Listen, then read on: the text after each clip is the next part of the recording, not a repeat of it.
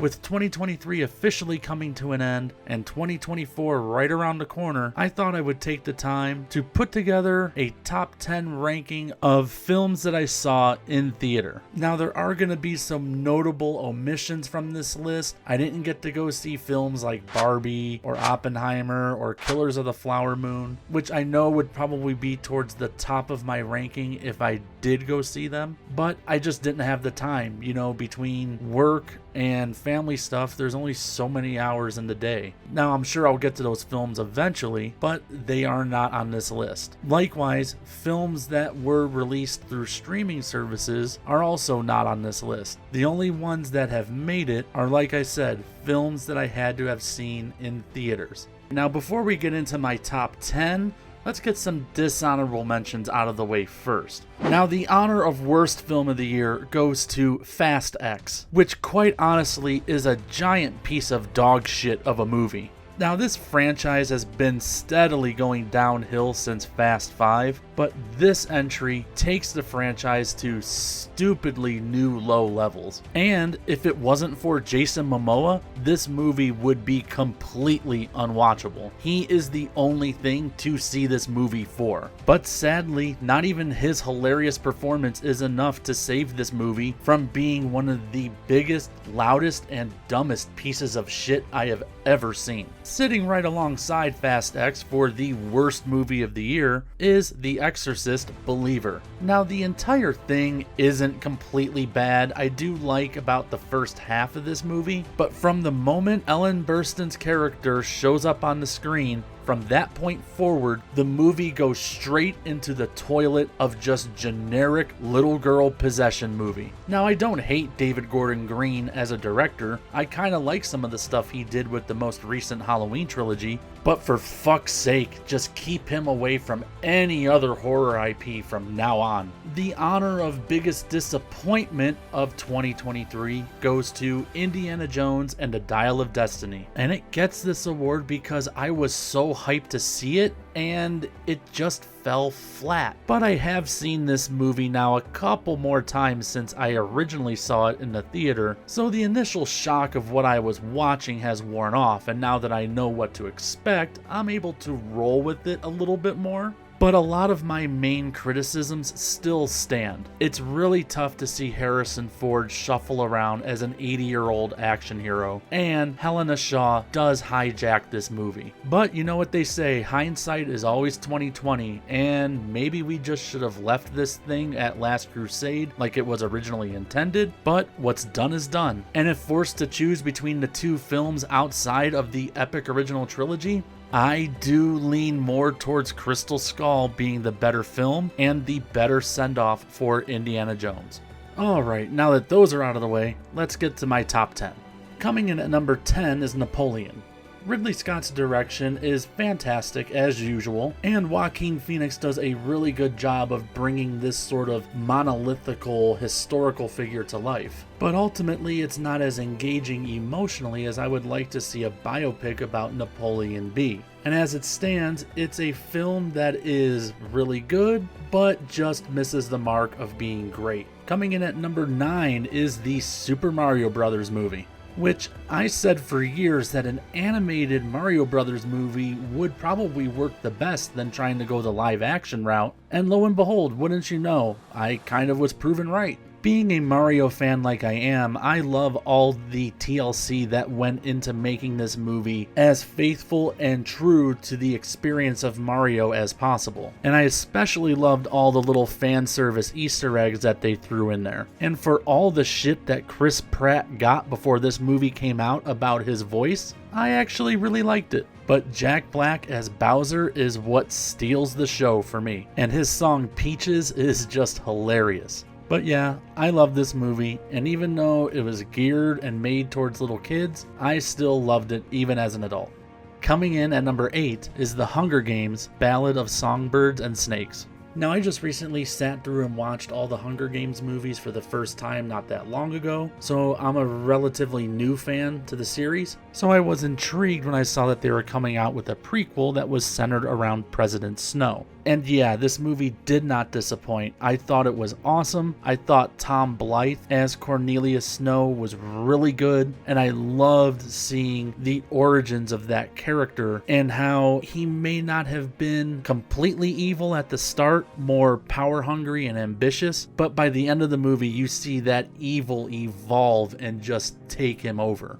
Coming in at number 7 is Thanksgiving, which is a movie that I have been waiting for ever since I saw that fake trailer with Grindhouse years ago. Now, if you follow me on this channel, you know I am a fan of films like Halloween, Friday the 13th, Nightmare on Elm Street, and this film feels like a throwback to those good, fun slasher movies of the 80s. I thought the gore effects were disgusting and awesome. Plus, I do dig the twist with the killer at the end, which I won't spoil for anybody who hasn't seen it yet. Thanksgiving is a movie whose premise is probably a little absurd, and it's certainly short on a intricate, in-depth plot, but that's not what this movie is about. It's about having fun with a good old-fashioned slasher flick, something that I have been missing for a long time. Coming in at number 6 is the M. Night Shyamalan movie, A Knock at the Cabin. Now, I am a fan of M. Night Shyamalan, although recently his movies have kind of been hit or miss with me. But I think in this case, handling subject matter that was not his own, as the movie is based off of a book, I think allowed him to focus more on the narrative in that regard instead of focusing on the twist, as he usually has at the end of all his films, which I thought would be the case here because typically that's what you expect. But the film is pretty straightforward. There's no real twists and turns in that regard, which I find a little refreshing. Plus, any movie that can kind of strike an emotional chord with me definitely gets bonus points. It's a movie that'll really make you think about love and sacrifice, and what would you do if you were in this scenario. But the real highlight of this movie comes from Dave Bautista, who I think proves that he is more than just a brute and a former wrestler. He's a really good actor. This is a far cry from his performance as Drax the Destroyer, as he is more subdued and quiet and reserved in this role. And like I said, I think it's a role that just really showcases his talents and abilities. So yeah, anybody that's on the fence about A Knock at the Cabin because you're kind of torn or jaded about M. Night Shyamalan, I say give it a shot. I really enjoyed it, and I think you will too. Now, coming in at number 5 and the winner for the biggest surprise award for 2023 is Saw X. Saw is a franchise that I thought more or less had run its course. I thought all those booby traps had been bled dry, and there's not much more they can do and not too many more places they can take this thing and still have it be as good as some of those early films. But I was shocked because it's like competent writers that understood that it's not always about the gore, that it's about the characters that make a movie worth watching. And I mean, yes, this is Saw, this isn't Shakespeare. We're not coming to a movie like this for character drama, but you need those moments to make you feel something for the characters in the movie. The gore gets you in, the emotion is what keeps you invested. And to that, Tobin Bell does a phenomenal job returning as Jigsaw in this entry. He really does make you feel sorry for him, and at the same time really makes you want to see him stick it to the people that fucked him over. But yeah, before this movie, I would have been highly skeptical of any Saw movies going forward, but I'm actually looking forward to Saw 11 coming out next year. Coming in at number 4 is The Flash. Now, I know this movie is the subject of mixed feelings because of all the off-screen issues with Ezra Miller, but overall, I thought it was actually really, really good, and it certainly did not deserve to bomb. And I think what I liked the most about this movie was the emotional core to it. It wasn't all glitz and bells and whistles and all that sort of, sizzle. There was some stake to that sizzle. Now, whether you like him or you hate him, I do think that Ezra Miller did a really good job handling the emotional weight of some of these really heavy scenes. But without getting too long-winded on this, my favorite part is obviously the return of Michael Keaton as Batman. For many of you out there, and for me myself, he was our Batman. He is the Batman that I grew up with since I was little, so maybe it's a bit of member berries and nostalgia clouding my judgment, but I thought he was terrific, even if it is a stretch on buying a near 70-year-old man doing all the martial arts stunts that he was doing in that suit, whether it was a stunt double or a CGI double. Yeah, that's a little bit too much stretching the disbelief, but I didn't care. I had a blast with it. My third favorite film of 2023 is Guardians of the Galaxy Volume 3.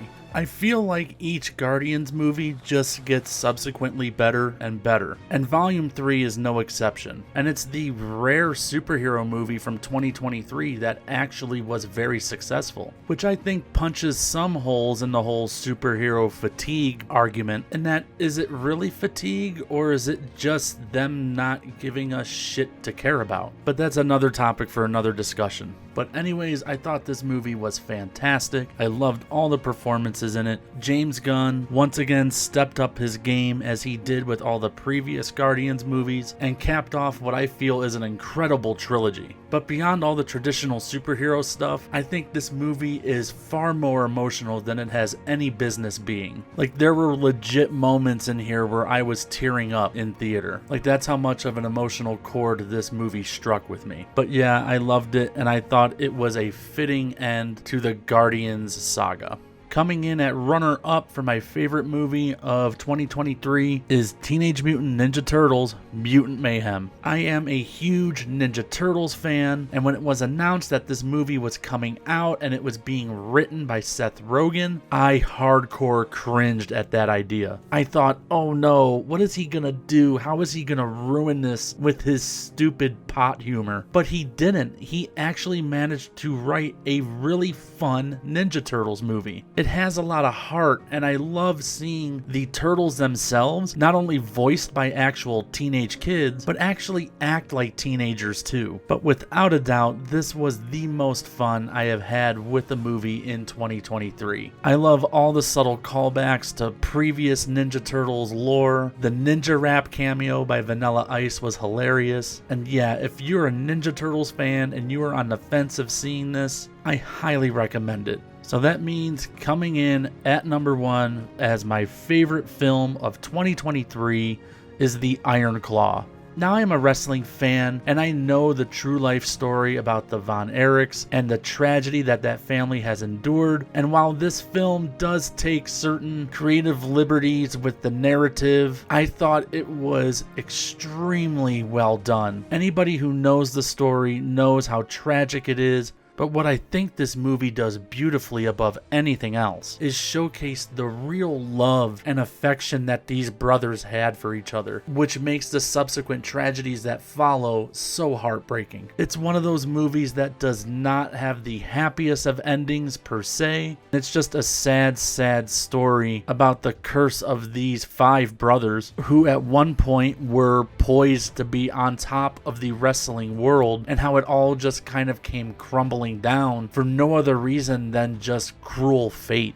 Now, it's not to say that the movie is 100% perfect. Zac Efron, I think, is a fine actor, although there are moments in here where I feel he is a little stiff and wooden. I mean, that could just be the massive amounts of muscle that he put on for this role. But overall, he is exceptional as Kevin Von Erich. The one glaring nitpick I do have is the guy who they got to play Ric Flair is pretty bad. There's no sugarcoating that. But overall, like, I know this is going to be one of those Oscar baity films, and it is one of my early contenders for Film of the Year. And I don't think it'll win, but I hope it at least gets nominated. Well, that wraps up my top 10 ranking of every film that I saw in theater in 2023. If you would like to see how I ranked all 20 films I saw in theaters this year, please follow me on Letterboxd. There is a link below, and you can actively keep up with me with every new film that I see. I would love to know what your guys' rankings would be based on the films you saw. Please post your rankings below, and as always, like, comment, and subscribe. See you all in 2024. Now, GTFO!